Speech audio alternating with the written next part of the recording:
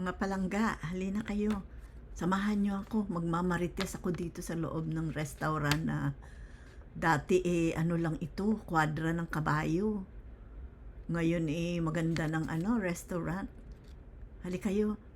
Ito ay dating kwadra ng mansion ni yung milyonaryong si George Vanderbilt. Ito ay napinatayo ni George Vanderbilt sa Asheville, North Carolina noong araw. Ngayon ay ang laki-laki ng mansion niya, 250 rooms. 63 heaters. Grabe. Fireplaces, hindi heaters, fireplaces. So, eto, tingnan natin itong restaurant na to. Imagine, kwadra ginawang restaurant. Ang sarap ng mga pagkain. Oo, kumain kami dito. So, ayan lang. Nakita nyo kung paano ang ganda ng kwadra. Imposible nga kwadra, gagawa mong restaurant. Pero ayun, ginawa nila.